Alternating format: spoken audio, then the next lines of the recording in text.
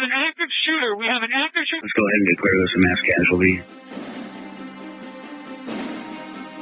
Welcome to Active Shooter, a podcast that covers the whys, the hows, and the aftermath of active shooter and mass casualty events.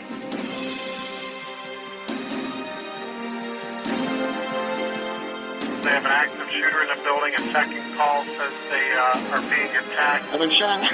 16910 means we got shots fired. 4:15 at the Route 91. Sounded like an automatic firearm.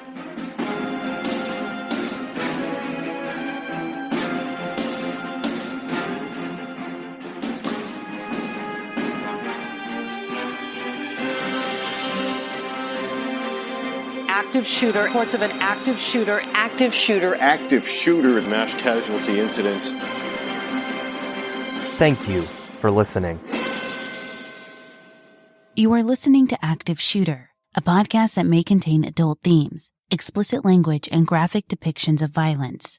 Portions of this show may be traumatic for those under 18. Listener discretion is advised. We want to begin tonight with breaking news that has brought devastation to another community. At least 3 people were killed and 9 others wounded, including 2 police officers in Farmington, New Mexico. That's a city about 180 miles northwest of Albuquerque. Video from the scene shows vehicles which appear to have been run off the road after being targeted by the gunman. Every school across the city of nearly 50,000 residents were placed in lockdown as the rampage unfolded. Officials say the 2 officers were injured during a shootout with the suspect, who was later killed on the scene. The shooting in Farmington, New Mexico may be the culmination of a frightening combination of multiple factors that all too often go overlooked when examined individually. However, when you have the benefit of hindsight, it is clear to see the shooter descending into the depths of a dark place of violence gone too far. Unfortunately, we don't know much behind the scenes of the shooter's family life, or whether there were other extenuating factors. We don't know how much the shooter was crying out for help, but we do know that this shooter had several life-altering events happen in a short amount of time, at a very impressionable age, and that those events may have contributed to the decline in his mental health. Today's case is dedicated to the lives and memories of the 6 injured survivors and the 3 shooting victims, Shirley Voida, Melody Ivy, and Gwendolyn Schofield. Active Shooter the podcast is a High Five Holly production, and I'm your host, JT. If you've listened to our prior episodes, you know that the Active Shooter podcast team has taken the no notoriety pledge, and we will not be sharing the real name of the shooters that we cover. We will be giving the shooters a pseudonym and refer to them by that name throughout the episode. This will help in clearing up any confusion in the story, while remaining true to our pledge in not naming the shooter by their actual name. We will refer to today's shooter as Ted.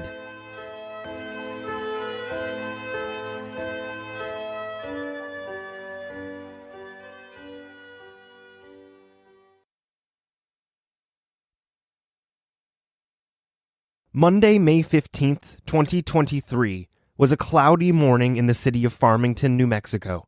Farmington, a relatively smaller city with a population of 50,000, sits about 15 miles south of the Colorado border and 180 miles northwest of Albuquerque in San Juan County. Farmington is filled with stunning natural attractions and has a long history, but according to Neighborhood Scout, the city is among the top 100 most unsafe cities in America. The violent crime rate is higher than the national average, and today's case is one deeply unsettling example of the random violent attacks that its most innocent victims must endure.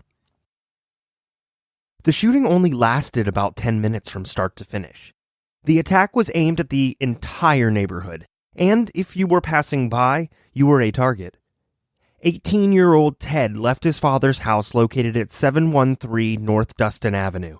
He was by himself and prepared for a brutal attack. He was wearing a bulletproof vest that was apparently equipped with soft armor and seemed to be homemade with steel plates, and he was dressed head to toe in black. likely looking like some sort of assassin. He carried a 9mm handgun, a .22 caliber handgun, and an AR-15 style rifle. 2 of the guns belonged to family members, while the third was legally purchased shortly after Ted turned 18. A nearby Ring doorbell camera captured Ted at 10:56 a.m., shooting one of the guns. Shoot at the It wasn't clear from the camera who or where he was shooting at, but the truth was, he didn't have a particular target in mind. He wanted to kill anyone and everyone he encountered. He walked south along North Dustin Avenue, shooting towards houses and cars that drove by. The first person that he shot was 79-year-old Shirley Voida. Shirley was driving, but was able to maneuver her way out of the moving vehicle, which continued rolling down the street with the door slightly ajar. Shirley was born on February 3rd, 1944, in Tampa, Florida. She had 2 sisters and a brother growing up in Phoenix, Arizona. She graduated from St. Mary's High School with a diploma in 1962, and from Arizona State University with a Bachelor of Science in Nursing in 1966. Shirley married the man of her dreams, Michael Voida, the same year she graduated college, and the couple went on to have 5 children together: Michael, Jimmy, Anne, Amy, and Clara. The family moved to Farmington, New Mexico in 1976, where Shirley happily raised her family. After the children grew up and left home, she went back to work as a school nurse, first at Sacred Heart School, then Kirtland, and then Ojo Amarillo. The busy woman enjoyed traveling with her husband, especially taking trips skiing and to Lake Velicito. They played pickleball and tennis together and just generally stayed very active. They had 14 grandchildren and 1 great-grandchild, so they took frequent trips to Tucson, Albuquerque, and Huntsville, Texas, to visit their very large family that they adored. Shirley loved to give back and worked with numerous volunteer services including Daily Bread, Birthright, and had been a tax preparer at Farmington Senior Center for 20 years. A member of the Sacred Heart Church for 47 years, Shirley was in her element when doing for others, and the world is a lesser place without her.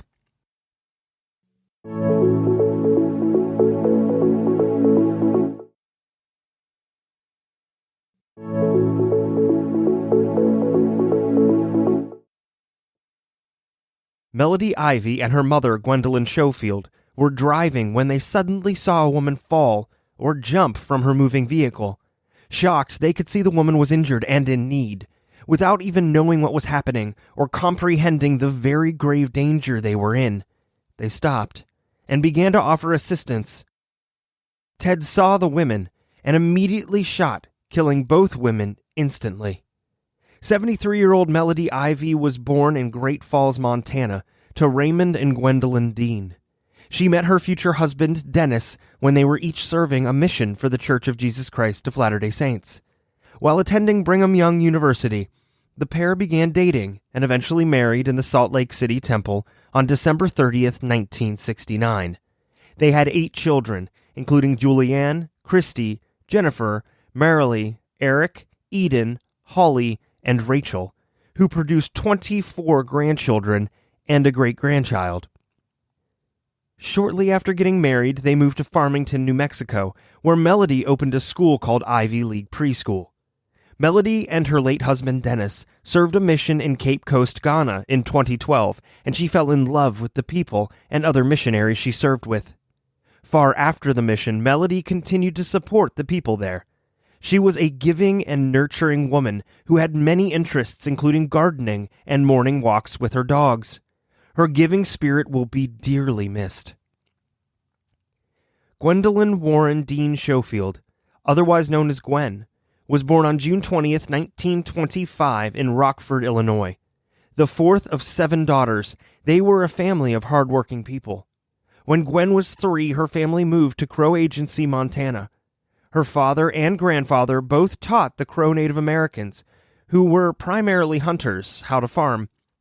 Gwen attended college at Polytechnic Institute in Billings, Montana, and even though she didn't earn a teaching degree, she and her best friend Helen both wound up as teachers in Valier. mostly due to the severe shortage of teachers during World War II. While living in Valier, Gwen met Raymond Dean, whom she married on March 3, 1946 in Great Falls, Montana. The couple had 2 boys and 2 girls, and went on to live a religious life filled with hard work and generosity.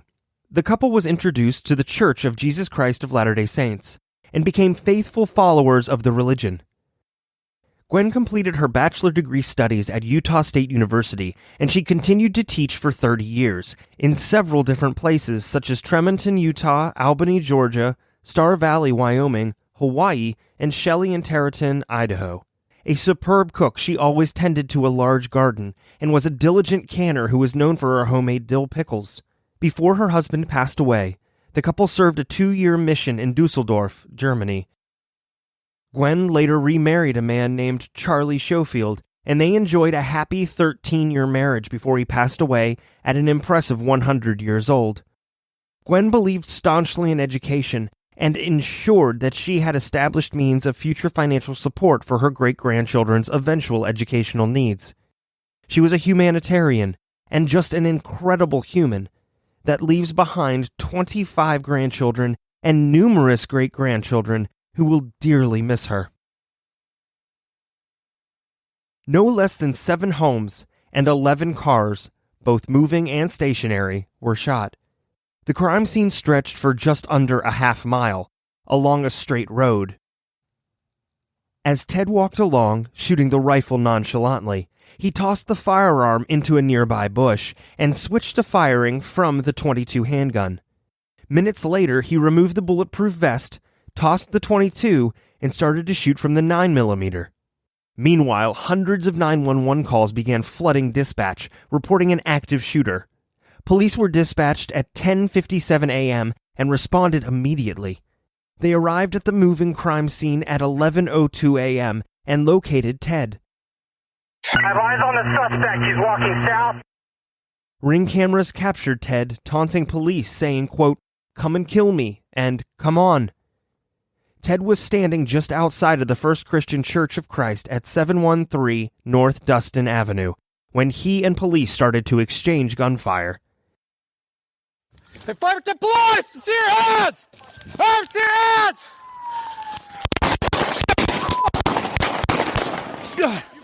I'm good! I'm shot! Subject is down! Subject is down! Cease fire! Cease fire! 4 officers shot back at Ted, who was shot and killed at 11:06 a.m. As he laid on the ground, police located a note on his person, which read, quote, "If you're reading this, I'm at the end of a chapter. Lay eyes or dare put a finger on my little sister. I promise there will be regrets." Gwendolyn Schofield and Melody Ivy were both pronounced dead at the scene, while Shirley Voida was rushed to the San Juan Regional Medical Center, where she succumbed to her injuries. There were 6 injured survivors, all of whom were transported to and later released from the San Juan Medical Center. There were a few others who were treated for minor injuries at the scene. 2 of the injured were police officers who had responded to the scene, including Sergeant Rachel DeSenza from the Farmington Police Department and Officer Andreas Statmatiadis from the New Mexico State Police. Officer Statmatiadis was shot inside of his patrol vehicle when driving up to the scene. He drove himself to the hospital, where he was treated and promptly released. At least 150 bullets were fired. Although they didn't exactly all come from the shooter, several were fired by police. A few days before the shooting, Ted bought 3 magazines for the AR-15, along with 220 rounds of .223 caliber ammunition. An additional 10 guns were located inside Ted's home, as well as 1,400 rounds of ammo. The AR-15 had a round in the chamber and a magazine that still contained several rounds inside. There was no ammunition located in Ted's pockets, meaning he fired nearly every bullet he carried. Over 200 rounds of ammo were discovered sitting near the front door of Ted's house, sitting inside of a backpack.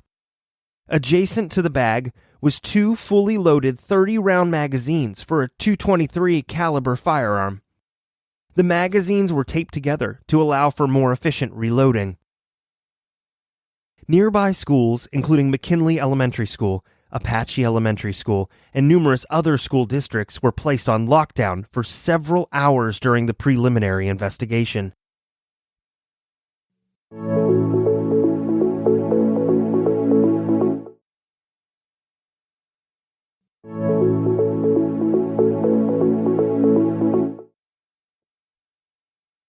"18-year-old Ted was born in October of 2004.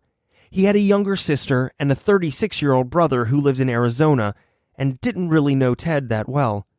Ted was born and raised in New Mexico.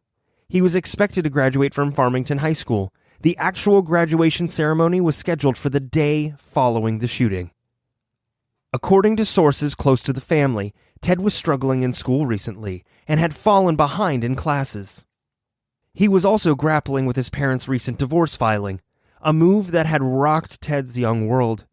The divorce was filed in September of 2022 in the San Juan County court system and was described by others as a, quote, rough divorce. The couple argued incessantly over everything. There were allegations of domestic violence, and the very day of the shooting, an order was issued by the county judge, though exactly what type of order, whether a protective one or not, is not clear. It's equally unclear whether Ted was aware of the order prior to the shooting. Ted was known to be extremely passionate about wrestling, but in February of 2023, he suddenly quit the high school varsity team due to what was believed to be a difficult relationship with his head coach. An assistant coach had recently resigned, and it was believed that Ted also had animosity with him as well. It is believed that Ted quit by his own free will, but the coach suggested that Ted was no longer on the team due to, quote, disciplinary reasons. But he refused to elaborate further, claiming that anything that transpired between Ted and himself remained there. For her part, Ted's mother claims that her son's life, quote, was going to practice, and when he didn't have that, he had nothing. He didn't have nothing to work for. That's all he knew. For a month and a half after he was no longer on the wrestling team, Ted refused to go to school, and after the shooting, the school refused to address Ted's absences. Others who knew Ted claimed that he was utterly devastated by not wrestling anymore, and that really did a number on him. Ted's mom said that he was never diagnosed with a mental illness, but that he was extremely shy and secluded, and said he seemed socially anxious.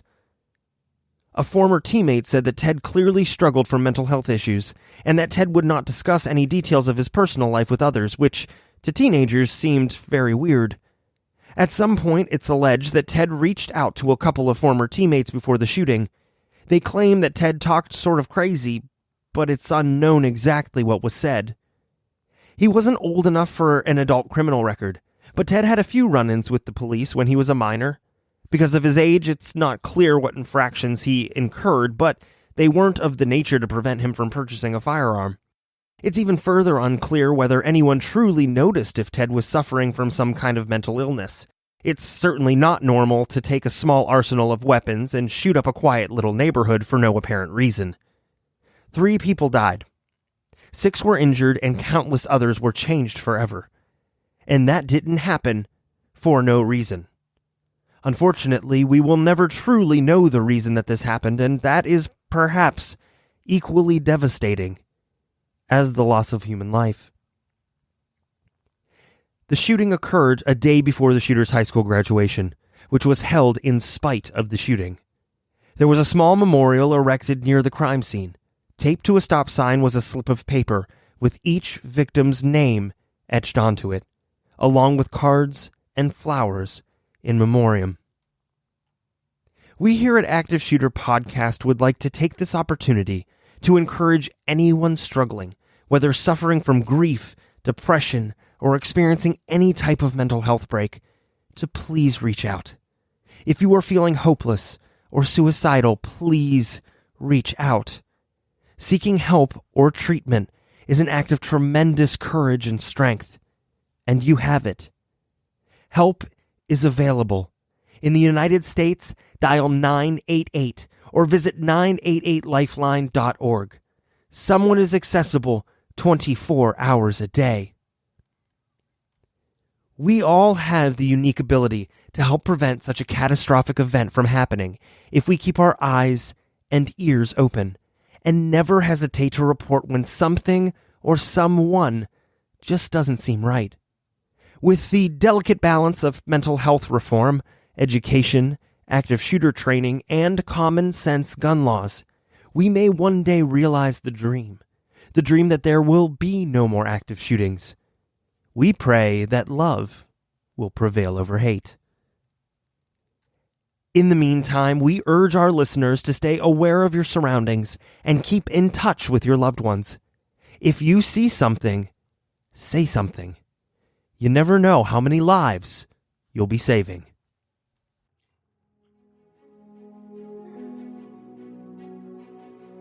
Thank you for listening to today's episode of Active Shooter, the podcast. Remember, if you see something, say something. There's no telling how many lives you may be saving. A big thank you to Darren Curtis, who composed some of the songs on our show. You can find him online at www.darrencurtismusic.com. Make sure to check us out on social media. You can find us on Facebook at Active Shooter, the podcast, and on Twitter at Podcast Active. Thank you, and be safe.